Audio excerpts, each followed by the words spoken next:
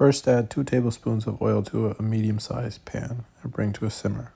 Next up, you want to add about a tablespoon of salt to your pork tenderloins. Grab your pepper and add about a tablespoon to each side and mix thoroughly. Once you've added your salt and pepper, you want to rub in the dry seasoning into the meat as we prepare for the skillet. Next, we will prepare our glaze for our meat, and you need about 3 to 4 tablespoons of soy sauce. After your soy sauce, you want to add about half a teaspoon to a teaspoon of garlic powder. And then you want to add some garlic sauce. This is just the organic grocery brand. About a tablespoon and a half. And next up, we're going to add some rice vinegar for another sweet punch. I added about 4 tablespoons here. To add another layer of flavor, we will be adding 2 teaspoons of brown sugar to our glaze. And once you've added in the sugar, make sure you mix it in thoroughly, and it should incorporate nicely. Next up, we will be adding our teriyaki sauce. About 2 teaspoons is fine. And once we've added our 2 teaspoons, we will be adding our barbecue sauce. I went with Sweet Baby Ray's honey barbecue sauce, which has a sweeter taste to it. But if you prefer a smokier brand, that's fine as well. Next up, on a medium to high flame, we will be cooking our tenderloins to brown the meat for about 8 to 9 minutes. Once we've browned our meat, we're going to turn our skillet off and move the pork tenderloins to our crock pot. We'll be cooking for 4 hours on a high heat. So just pop open your lid, and we're going to move our tenderloins over to the crock pot.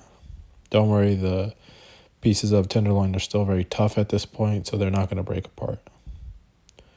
So you want to place them at the bottom of the crock pot, leaving a gap in the middle for the heat to travel upwards so the meat can be cooked all around.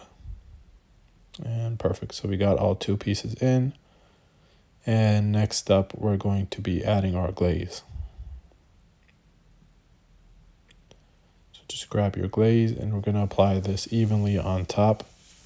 It's going to add a really nice color to our meat. As you can see, it adds that traditional barbecue look, and it smells great at this point, even though it's not cooked yet. Okay, great. Reapply your lid and wait 4 hours.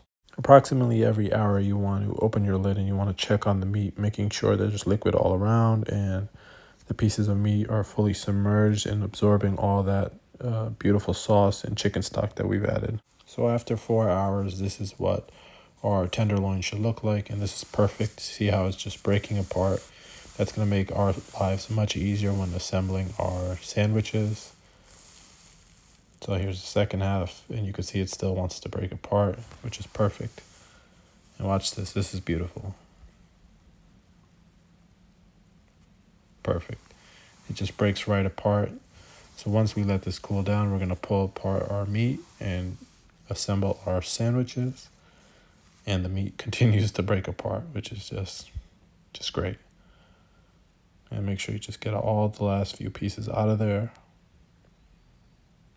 While our meat is cooling down, you want to rinse our kale salad. And this is just a store-bought bag version. You just want to rinse it thoroughly and then keep it in a plate while we heat up our ginger. This is about maybe 2 tablespoons of ginger. And you just want to cook the raw taste out a little bit. This really adds a nice background taste to our salad. Okay, once our ginger has cooked enough, we're going to drop in our kale salad here, and it's going to cook for about 3 minutes. It's not going to take very long at all. And here you have it, folks. I just used a piece of white bread to hold our pulled pork and kale salad. And this is a teriyaki pulled pork. Enjoy.